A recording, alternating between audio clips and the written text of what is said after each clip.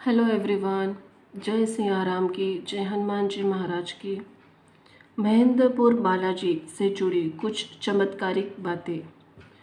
ऐसे हरते हैं भक्तों की पीड़ा। जय सिया राम। प्राचीन ग्रंथों में वर्णित 7 करोड़ मंत्रों में श्री हनुमान जी की पूजा का विशेष उल्लेख मिलता है। श्री राम भक्त रुद्र अवतार, सूर्य शिष्य, वायुपुत्र, केसरी नंदन, श्री बालाजी के नाम से प्रसिद्ध श्री हनुमान जी समूचे भारतवर्ष में पूजे जाते हैं। माता अंजनी के गर्भ से प्रकट हनुमान जी में 5 देवताओं का तेज समाहित है। अजर अमर गुणनिधि सुत हो, यह वरदान माता जानकी जी ने हनुमान जी को अशोक वाटिका में दिया था। स्वयं भगवान श्री राम जी ने कहा था कि सुन कपि तो ही समान उपकारी, नहीं कोई सुर नर मुनि तनुधारी। बल और बुद्धि के प्रतीक हनुमान जी राम और जानकी के अत्यधिक प्रिय है। अतुलनीय बलशाली होने के फलस्वरूप इन्हें बालाजी की संज्ञा दी गई है। सभी भक्त अपनी अपनी श्रद्धा के अनुसार अलग अलग देवी देवताओं की उपासना करते हैं, परंतु इस युग में भगवान शिव जी के 11वां रुद्र अवतार हनुमान जी को सबसे ज़्यादा पूजा जाता है। यही कारण है कि हनुमान जी को कलयुग का जीवंत देवता कहा गया है। संपूर्ण भारत देश में हनुमान जी के लाखों मंदिर स्थित हैं, परंतु कुछ मंदिर अपनी अपनी अनेक विशेषता के लिए प्रसिद्ध है, जहां जनसमूहों का सैलाब उमड़ता है। ऐसा ही एक मंदिर राजस्थान के दौसा जिले में मेहंदीपुर स्थित बालाजी का चमत्कारिक मंदिर है।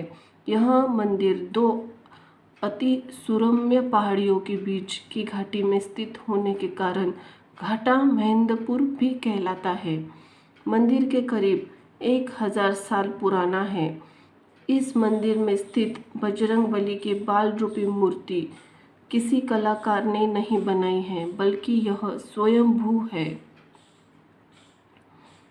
बालाजी की यह मूर्ति पहाड़ के अखंड भाग के रूप में मंदिर की पिछली दीवार का कार्य भी करती है। इस मूर्ति को प्रधान मानते हुए बाकी मंदिर का निर्माण कराया गया है। इस मूर्ति के सीने बाईं तरफ एक अत्यंत सूक्ष्म छिद्र है, जिससे पवित्र जल की धारा निरंतर बहती रहती है। यह जल बालाजी के चरणों के टीले स्थित एक कुंड में एकत्रित होता रहता है, जिसे भक्तजन चरणामृत के रूप में अपने साथ ले जाते हैं। कलयुग में बालाजी का एकमात्र ऐसा देवता है जो अपने भक्तों की सहज अष्टसिद्धि, नवनिधि, तदुपरांत मोक्ष प्रदान करते हैं। बालाजी का कुछ ऐसा है बालाजी का इतिहास। प्रारंभ में यहाँ घोर भीड़ जंगल था। चारों तरफ फैली हुई घनी झाड़ियों में जंगली जानवरों का बसेरा था। श्री महंत जी महाराज के पूर्वज को स्वप्न में आया और स्वप्न की अवस्था में उठकर वे चल दिए। उन्हें पता नहीं था कि वो कहाँ जा रहे हैं। इसी दौरान उन्होंने एक बड़ी विचित्र लीला देखी। एक ओर से हजारों दीपक चलते आ रहे थे। हाथी घोड़ों की आवाज़ें आ रही थी और एक बहुत बड़ी फौज चली आ रही है। उस फौज ने श्री बालाजी महाराज की मूर्ति की 3 प्रदक्षिणाएं की और फौज के प्रधान ने नीचे उतरकर श्री बालाजी महाराज को दंडवत प्रणाम किया तथा जिस रास्ते से आए उसी रास्ते से वे चले गए। गोसाई जी महाराज चकित होकर यह सब देखते ही रह गए। उन्हें कुछ डर सा लगा और वे वापस अपने गांव चले गए, किंतु नींद नहीं आई। बार बार उसी विषय पर विचार करते हुए उनकी जैसे आंखें लगी उन्हें स्वप्न में 3 मूर्तियां दिखी। उनके कानों में यह आवाज़ आई, उठो, मेरी सेवा का भार ग्रहण करो, मैं अपनी लीलाओं का विस्तार करूँगा। यह बात कौन कह रहा था? कोई दिखाई नहीं पड़ा। गोसाई जी ने फिर इस बात पर ध्यान नहीं दिया और अंत में श्री हनुमान जी महाराज ने स्वयं उन्हें आकर दर्शन दिए और पूजा का आग्रह किया। दूसरे ही दिन गोसाई जी महाराज उस मूर्ति के पास पहुंचे तो उन्होंने देखा कि चारों ओर घंटा और घड़ियाल और नगाड़ों की आवाज़ आ रही थी, किंतु दिखाई कुछ भी नहीं दिया। इसके बाद श्री गोसाई जी ने आसपास के लोगों को इकट्ठा किए और उन्हें सारी बात बताई। गोसाई जी ने सब लोगों को साथ मिलकर वहाँ श्री बालाजी महाराज की छोटी सी तिवारी बना दी। तत्पश्चात वहाँ पूजा अर्चना होने लगी। मुस्लिम शासनकाल में कुछ बादशाहों ने इस मूर्ति को नष्ट करने की कुचेष्टा की, लेकिन वो असफल रहे। वे इसे जितना खुदवाते गए, मूर्ति की जड़ उतनी ही गहरी होती चली गई। थक हार कर उन्हें अपना कुप्रयास छोड़ना पड़ा। ब्रिटिश शासन के दौरान 1910 में बालाजी ने अपना सैकड़ों वर्ष पुराना चोला स्वयं ही त्याग दिया। भक्तजन इस चोले को लेकर सिमी पर्वती मंडाल पर रेलवे स्टेशन पहुंचे, जहां से उन्हें चोला को गंगा में प्रवाहित करने जाना था। ब्रिटिश स्टेशन मास्टर ने चोले को निःशुल्क जाने से रोका और उसका लगेज करने लगा। लेकिन चमत्कारिक चोला कभी भी ज़्यादा हो जाता तो कभी कम हो जाता। असमझ में पड़े रेलवे स्टेशन में मास्टर को अंततः चोले को बिना लगेज के ही जाने देना पड़ा और उसने भी बालाजी के चमत्कार को नमस्कार किया। इसके बाद बालाजी को नया चोला चढ़ाया गया। यह बालाजी की मंदिर की भूत प्रेत आदि ऊपरी बाधाओं के निवारण के लिए पूरे विश्व भर में विख्यात है। मान्यता है कि तंत्र मंत्र आदि ऊपरी शक्तियों से ग्रसित व्यक्ति भी बालाजी महाराज की कृपा से बिना दवा के स्वस्थ होकर लौटते हैं। दुखी कष्टग्रस्त व्यक्ति को मंदिर पहुंचकर तीनों देवगणों को प्रसाद चढ़ाना पड़ता है। बालाजी का लड्डू, प्रेतराज सरकार को चावल और कोतवाल कप्तान भैरव बाबा को उड़द दाल का प्रसाद चढ़ाया जाता है। प्रेतराज सरकार, बालाजी मंदिर में प्रेतराज सरकार दंडाधिकारी पद पर आसीन है। प्रेतराज सरकार के विग्रह पर भी चोला चढ़ाया जाता है। प्रेतराज सरकार को दुष्ट आत्माओं के दंड देने वाले देवताओं के रूप में पूजा जाता है। भक्ति भाव से उनकी आरती, चालीसा, कीर्तन, भजन आदि किए जाते हैं। बालाजी के सहायक देवता के रूप में ही प्रेतराज सरकार की आराधना की जाती है। इनकी पृथक रूप से आराधना उपासना कहीं नहीं की जाती, न ही इनका पृथक कोई मंदिर होता है। वेद, पुराण, धर्म ग्रंथ आदि कहीं भी प्रेतराज सरकार का उल्लेख नहीं है। प्रेतराज श्रद्धा और भावना के देवता है। कुछ लोग बालाजी सरकार का नाम सुनते ही घबरा जाते हैं। उनका ऐसा मानना होता है कि भूत प्रेत आदि बाधाओं से ग्रस्त ही व्यक्ति श्री बालाजी मंदिर में जाते हैं, परंतु ऐसा नहीं है।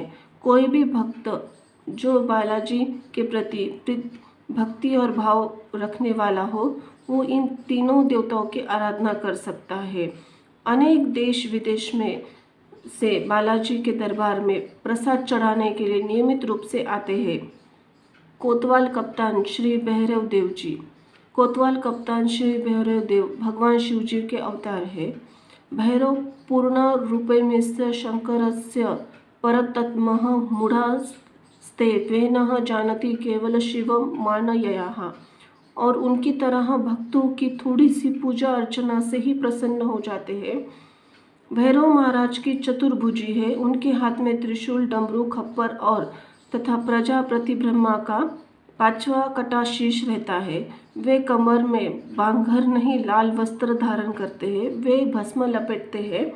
उनकी मूर्ति पर चमेली के सुगंध युक्त तेल कमरे तिल के तेल में सिंदूर का घोलकर चोला चढ़ाया जाता है।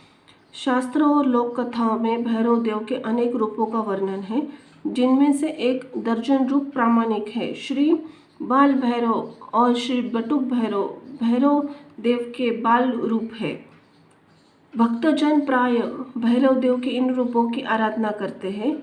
भैरव देव बालाजी महाराज की सेना के कोतवाल है। इन्हें कोतवाल कप्तान भी कहा जाता है। बालाजी के मंदिर में इनके भजन कीर्तन आरती चालीसा का पाठ किए श्रद्धा से गाए जाते हैं। प्रसाद के रूप में भैरव बाबा को उड़द की दाल के बड़े बड़े और खीर का भोग लगाया जाता है। मेहंदीपुर बालाजी मंदिर के आसपास दर्शनीय स्थल।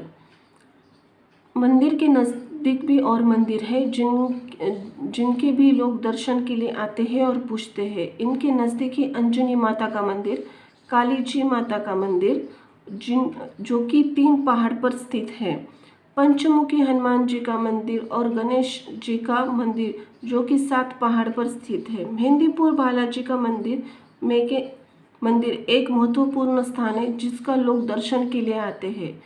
समाधि वाले बाबा यह मंदिर के सबसे पहले महंत थे। उनकी समाधि यहीं पर बनी हुई है। यह मंदिर पहाड़ों के बीच स्थित है। कई वर्षों से मंदिर को लोग बुरी आत्माओं को भगाने, काला जादू के बचाने के रूप में जानते हैं, लेकिन कुछ यूनिवर्सिटी और MS दिल्ली इन मंदिर के सभी पहलुओं की जांच और मूल्यांकन का अध्ययन शुरू कर दिया है। महेंद्रपुर बालाजी मंदिर से जुड़े कुछ रस्मों और रिवाजों। इस मंदिर से लोगों की यह धारणा जुड़ी है कि आप अगर यहाँ के भोग और प्रसाद को खाएं तो सारे कष्ट दूर हो जाते हैं। इस मंदिर में लोग खाने और पैसे इत्यादि का जो भी दान करते हैं, उनमें से गरीब और बेसहारा लोगों को देखभाल भी की जाती है और सेवा भी की जाती है। महेंद्रपुर बालाजी मंदिर में वर्जित कार्य। इन कामों को भूलकर भी नहीं करना चाहिए। कभी भी जब आप मंदिर से बाहर निकले तो पीछे मंदिर की तरफ मुड़कर नहीं देखना चाहिए। मंदिर के आसपास किसी बात नहीं करनी चाहिए, ना ही किसी को छूने की कोशिश करनी चाहिए। अगर आप अपने घर जा रहे हैं तो न ही वहाँ का प्रसाद और न ही वहाँ का कोई सामान खाने वाला कुछ भी नहीं ले जा सकते, यहाँ पर वर्जित है। अपने गांव से निकल रहे तो सारे खांसे, पॉकेट, पानी की बोतल इत्यादि वहीं पर छोड़कर बाहर जाए। धन्यवाद। जय हो बालाजी सरकार की, जय हो हनुमान जी महाराज की।